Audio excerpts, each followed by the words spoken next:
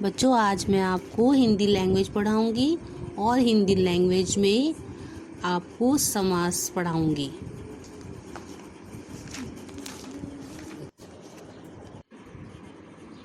समास परस्पर संबंध रखने वाले दो या दो से अधिक शब्दों के मेल को समास कहते हैं। जब दो या दो से अधिक शब्द या शब्दों के मेल से नया शब्द बनाया जाता है तो उस शब्द रचना विधि को समास रचना कहते हैं। जैसे राजा का पुत्र राजपुत्र। समास रचना में दो पद होते हैं। पहला पद पूर्व पद कहलाता है और दूसरा पद उत्तर पद कहलाता है। इन दोनों पदों के मेल से जो नया शब्द बनता है उसे समस्त पद कहते हैं। जैसे माता पिता में माता पूर्व पद है और पिता उत्तर पद है। समास के भेद। समास के मुख्यतः 6 भेद होते हैं। नंबर 1 अव्यय भाव, नंबर 2 कर्मधारय, नंबर 3 तत्पुरुष, नंबर 4 द्विगु समास, नंबर 5 बहुव्रीहि समास, नंबर 6 द्वंद्व समास। अब देखिए नंबर 1 अव्यय भाव।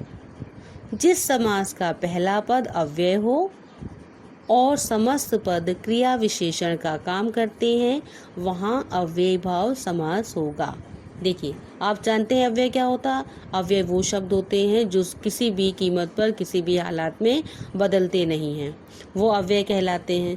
तो आपको ध्यान रखना है कि जिस समास का पहला पद अव्यय हो वो अव्यय भाव समास होगा।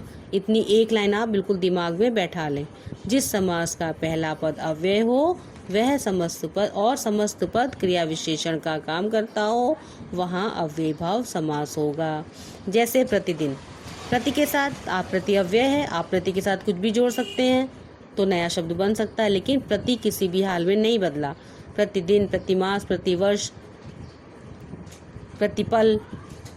तो देखिए इसी तरीके से प्रतिवर्ष, यथाशक्ति, भरपेट, आजन्म, आमरण, यथाशीघ्र, निडर, आजीवन, प्रत्येक, प्रत्यक्ष, यथा नियम, रातों रात, घर घर, हर घड़ी। ये सब आपके पहले पद इसके जो हैं वो अव्यय हैं, इसलिए ये अव्यय भाव समास कहलाता है। सेकंड देखो बेटा, कर्मधारय समास। जिस समास का पहला पद विशेषण हो और दूसरा पद विशेष्य अथवा एक पद उपमान हो और दूसरा उपमेय। तो हो सकता है कि आप उपमान उपमेय में कंफ्यूज हो जाएं, लेकिन इस बात को बिल्कुल ध्यान रखें कि पहला पद विशेषण होता है और दूसरा विशेष, वहाँ पर कर्मधारय समास होगा। जैसे नीलांबर। नीलांबर का अर्थ है नीला है जो अंबर, तो इसमें अंबर की विशेषता बताई गई है। विशेषता क्या है इसकी? नीला। तो नीला विशेषण हो गया और विशेष्य क्या है? अंबर। तो आपको ध्यान रखना है कि जिस समास का पहला पद विशेषण और दूसरा विशेष्य हो वहाँ पर कर्मधारय समास होगा। जैसे नीलांबर, नीलकमल, अधपका, काली मिर्च, मृगनयनी, महापुरुष, भला मानुष, दुरात्मा, अंधविश्वास, मालगाड़ी, प्रधानाध्यापक, सदकर्म आदि। इतना समझ में आ गया। अब देखिए अगला है तत्पुरुष। तत्पुरुष समास में उत्तर पद प्रधान होता है। इसका जो आखिरी वाला पद होता है वो प्रधान होता है और पूर्व पद गौड़ होता है, वहाँ पर तत्पुरुष समास होगा। और इसमें एक चीज और सबसे मुख्य बात इसकी है, इसमें विभक्ति चिन्हों का लोप होता है।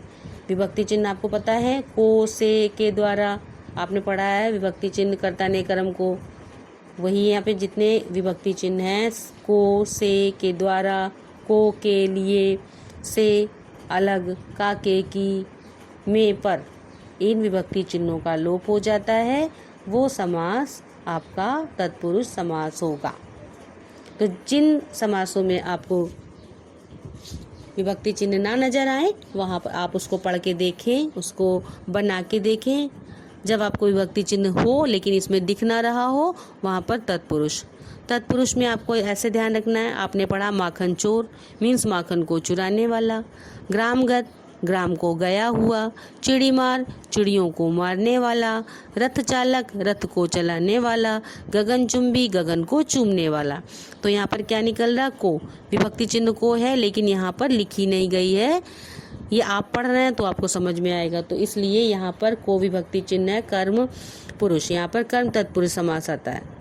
फिर ऐसे ही करण तत्पुरुष में से के द्वारा का लोप होगा, हस्तलिखित हाथ से लिखित, तुलसीकृत तुलसी के द्वारा कृत, गुरुदत्त गुरु द्वारा दत्त, भूखमरा भूख से मरा, प्रेमातुर प्रेम से आतुर, पर्णकुटी पर्ण से बनी कुटीर। यहाँ पर से और के द्वारा का लोप होता है।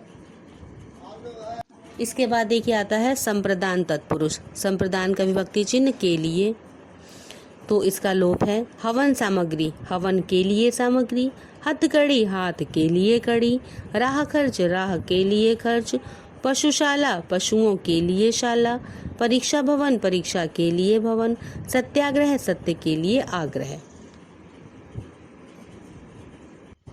अपादान तत्पुरुष ऋण मुक्त ऋण से मुक्त, पथ भ्रष्ट पथ से भ्रष्ट, गुणहीन गुण से हीन। यहाँ से मीन्स अलग होना अपादान में। देश निकाला देश से निकाला, जन्मांध जन्म से अंधा, कर्तव्य विमुख कर्तव्य से विमुख। अगला देखिए संबंध तत्पुरुष। इसमें विभक्ति है का की के, राजपुत्र राजा का पुत्र, घुड़दौड़ घोड़ों की दौड़, लक्ष्मीपति लक्ष्मी का पति, आज्ञानुसार आज्ञा के अनुसार, राष्ट्रपति भवन राष्ट्रपति का भवन, राजमाता राज की माता, स्वास्थ्य रक्षा स्वास्थ्य की रक्षा, सेना नायक सेना का नायक, विद्यादान विद्या का दान। फिर है अधिकरण तत्पुरुष में, इसमें में और पर विभक्ति का लोप होगा। जलमग्न जल में मग्न, आप बीती आप पर बीती, आत्मविश्वास आत्मा में विश्वास, लोकप्रिय लोक में प्रिय, घुड़सवार घोड़े पर सवार, नीति निपुण नीति में निपुण, शरणागत शरण में आया हुआ, वनवास वन में वास।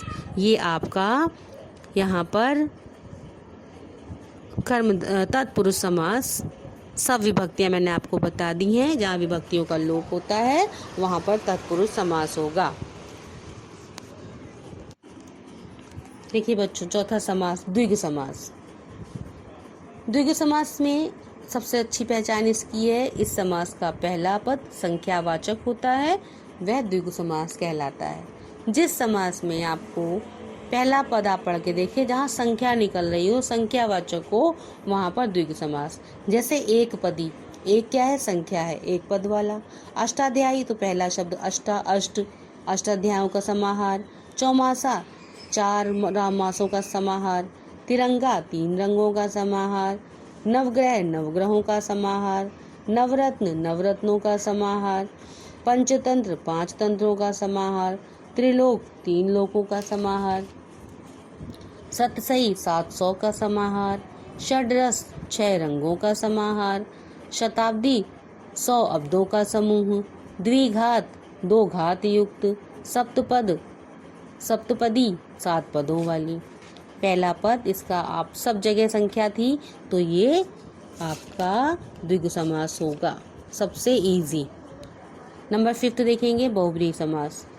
जिस समास का कोई भी पद प्रधान ना हो और दोनों पदों का संबंध किसी अन्य पद से हो, अर्थात कोई तीसरा पद जो प्रधान होता है उसे बहुब्रीहि समास कहते हैं।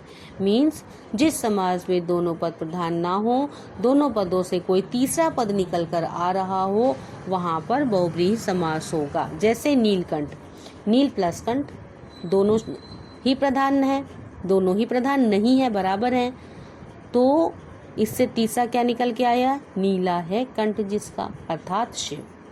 नीलकंठ का मतलब नीला है कंठ जिसका, अर्थात जहाँ पर अर्थात आ गया वहाँ पर बहुब्रीहि समास होगा। चतुरानन 4 है आनंद जिसके, अर्थात ब्रह्मा। दशानन 10 है आनंद जिसके, अर्थात रावण। पंचानन 5 है आनंद जिसके, अर्थात शिव। लंबोदर लंबा है उदर जिसका, अर्थात गणेश। कमल नयन कमल के समान नयन है जिसके, अर्थात श्री राम।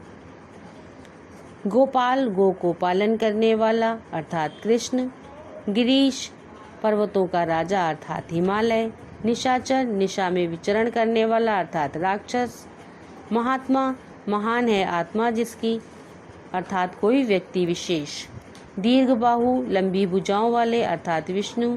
त्रिलोचन, 3 है नेत्र जिनके अर्थात शिव। षडानन, षड है आनंद जिसके अर्थात कार्तिकेय। ये आपका द्विगु समास होगा।